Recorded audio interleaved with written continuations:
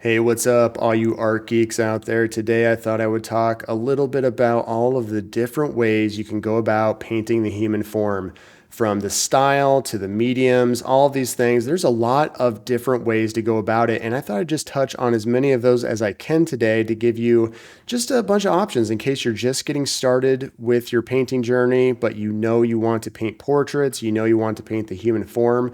I'll just give you a quick rundown and maybe give you some advice into which ones maybe are for you, or at least how to figure out which ones are for you. Now, before we get into that, I just want to quickly mention that I do have a Patreon account with a bunch of painting tutorials, art downloads, exercises, all kinds of good stuff for you. So check that out. Now, let's go ahead and get into this discussion. So, a long time ago, when I was getting started with my painting journey, I knew I really wanted to get into figurative work.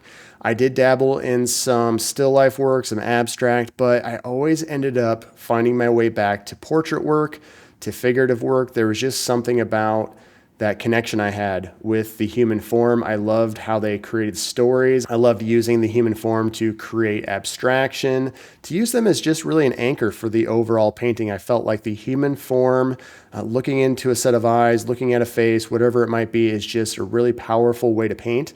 So I knew that was really what I wanted to do. Now, as far as the style that I picked, that was something that took a while to figure out. When I first got started, I'd say I was really trying to go for the more realistic approach. I wanted to push myself to create the most realistic portrait paintings possible. And that was a lot of fun just to see how far I could take that realism. But I knew at the end of the day, I wanted to loosen up. I wanted to be more impressionistic. I wanted to throw in some expressionism with a lot of big, bold brushstrokes and fun colors. I eventually realized that I wanted to play around with surrealism and abstraction, all kinds of interesting things to make the portrait more complex, to make the stories more bold, to make the artwork more captivating to a viewer. All of these things I thought would really get me to that end goal of the type of artwork I wanted. It was a 40-year plus journey ever since I was about 5 years old, drawing those little stick figures all the way to where I'm at now. So what I'd like to do is just go down a list of a bunch of different styles that you can investigate for yourself, see if you like them. I would suggest going onto Instagram, finding all the art you can, and just see what really speaks to you, because that's usually a good indication of what kind of art you should be doing. So let's go ahead and start with a couple of my favorite styles. Now, there's a lot of great artists out there that do these styles, but right off the bat, one of my favorite styles has to be Impressionism. I love seeing brushstrokes. I love seeing the medium that is being used, how it is applied to the surface, how they can show off those beautiful brushstrokes, all that stuff. I love Impressionism for that fact. I love that it allows you to loosen up a little bit. It allows you to take some liberties in what you're actually seeing. You're not really held down by being perfect. And I think that's one of the biggest reasons I love Impressionism. You can play with colors, you can play with texture, you can play with different tools. There's so many great things that you can do to get into that nice Impressionism groove. So check that one out for sure. Now, another way we could look at this is expressive styles of portraits, where maybe the portrait doesn't look like anybody. Maybe you're drawing from your mind and you're just throwing a bunch of paint around, really trying to create this expressive style of portraiture. There are so many great artists out there where their figurative work doesn't look like anybody. It doesn't really look human per se, but you can tell it's meant to be human, but it's just their own style. You can tell they're not using any reference materials. That is such a great, freeing way to paint. And I've painted that way a few times, but I always like to base mine in a little bit of reality. I like to create some sort of similarity to the reference image, but I tell you what, expressive portrait painting, expressive figurative work is such a fun way to go, because you really get to let loose. You get to have a lot of fun with brushstrokes, colors, all kinds of good stuff. Now, if you want to be a hyper-real painter, that's another way to go. It does take a lot of technical skills. It's almost more technical than it is creative, because you're so locked into looking at that reference image and having to get the shadows, having to get the shapes, having to get everything perfect. Now, I would say that tracing, using grids and guides, that is a bit more popular when you're doing hyper-real paintings. I think that because there is such an emphasis on being accurate, a lot of hyper-real painters will start with a very precise tracing to help them along wrong. But when it comes to the shadows, there really is no way to help you with that. So you're still going to have to figure out the shadowing, figure out the tones, and be very accurate with that. And it can be very stressful. I know when I was trying to do hyperreal, it was a very stressful thing to try to accomplish because you're so stuck in all these little details. You get obsessed with making sure everything's perfect. So you have to ask yourself, at the end of the day, do you want to put yourself through that stress just to recreate something exactly from life? Now, the argument would be, well, if it's going to look just like the photo, why not just use the photo? I know that's an argument that photographers and painters would both use as a way to kind of explain away why there's no need for hyperreal painting. But I tell you what, hyperreal painting is really an art form. I really appreciate the amount of skill that goes into it.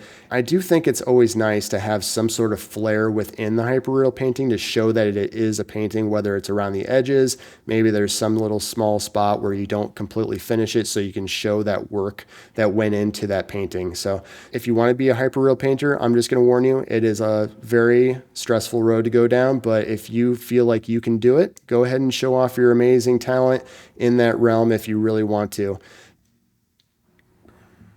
Now I'm going to do a quick pivot here and we're going to talk about character design because I really don't have a lot of knowledge on this field, but just looking at other character designers, I think this is a really fun way to go because there are a lot of movie productions that need character designers to help create these interesting new characters that have no reference image. So you're having to create things from your mind. You're having to use a lot of technical skills to create this subject from scratch. To be honest, I think it's a very tempting road to go down to be involved with movies. I love movies personally. If you love movies, if you love character design, check this out for sure. A lot of people that are in this field do use the digital tools. They'll use Procreate, they'll use Photoshop. So if you love using digital tools to create figurative work, maybe this is the direction for you to go. Now, another one that I think maybe is a bit more on the digital side could be comic book art. I know this kind of goes back and forth between maybe digital and illustrative, pencil drawing, colored pencils, things like that. But comic book art is another great one to explore. If you love comic books, again, you're having to create these figures from scratch with really no reference. You have to get really good at understanding the physical form, understanding the bones that are in every joint of our bodies, having to understand just how to put that all together. And it's a whole different learning process to learn how to draw somebody without any reference. So again, just like character design, comic book art is in that same sort of genre where you need to learn how to draw something without reference. So check that out. If you're a big comic book fan, that's another good one to check out. Now, getting back to something that's a little bit more expressive, gestural drawing the human form can be a great way to go. If you love to show your brushstrokes, if you love Impressionism, expressionism, gestural drawing can be a lot of fun, especially for the whole body to show a lot of expressive movement. I think one artist in particular that pops into my head right away when I think gestural drawing would be Zen Lim. So check him out. He's over on Instagram, maybe on YouTube too. I'm not really sure, but he does a lot of great full figure, expressive gestural drawing with a lot of movement to them. If you want to be really bold with your brush strokes, you want to show a lot of movement and a lot of looseness and you're not worried about detail, gestural drawing could be for you. Now, a couple other ways to look at the style or the subject matter of your portraits or of your figurative work is to break this down into those two groups, portraits or figure.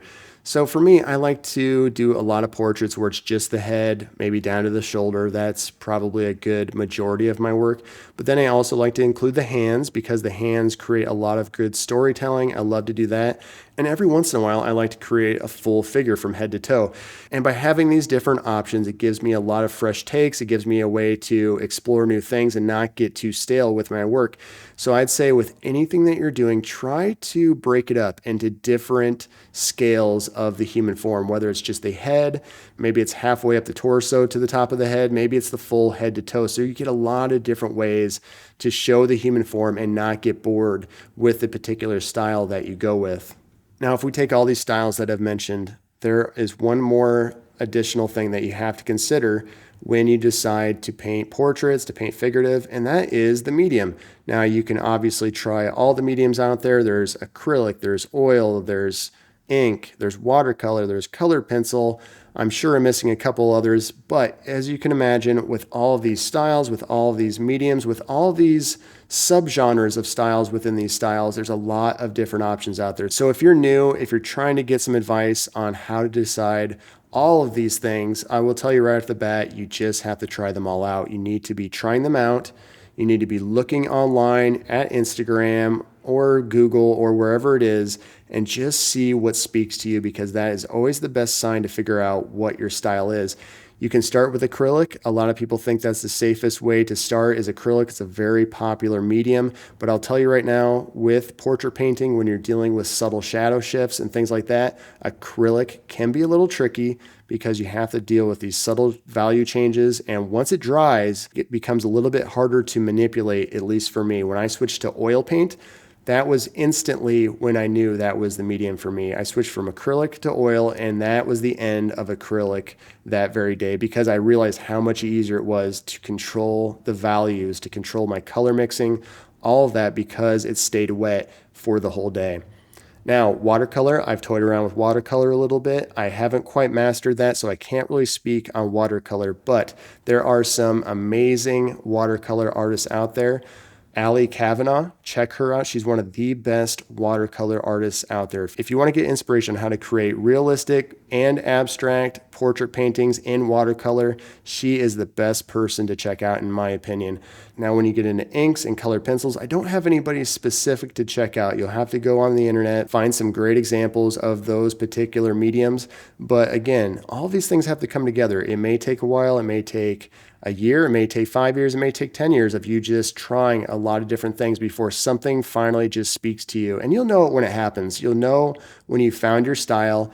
I would suggest that you always give a fair shake to every particular style, every particular type of medium, especially if you don't know what you want. Stick with about 10 paintings for each style. Stick with medium for a while before you give it up, because if you jump around from painting to painting and you don't give anything a fair try, you'll never know if that was for you. Now, some of these rules of thumb are not exactly true, because when I switched to oil paint, I knew that day I wanted oil paint. And that may happen for you when you switch to a style or a medium. You may find out that is exactly what you want to do, and you'll hopefully save yourself a bunch of time if that was to happen. Now, hopefully this was helpful. I know I jumped around a little bit today. I didn't really have a full planned out YouTube script or anything like that to help me with this video. I just like to think at the top of my mind on these subjects. So let me know if you have any questions in the comments. I'd love to hear them. Check out my Patreon page if you want to learn more about my painting techniques and the way I approach oil painting, portrait painting, all that good stuff. Please like and subscribe if you can. No big deal if you don't, but I'd appreciate it. Thank you so much, all you art geeks out there. I will talk to you again very soon. Bye.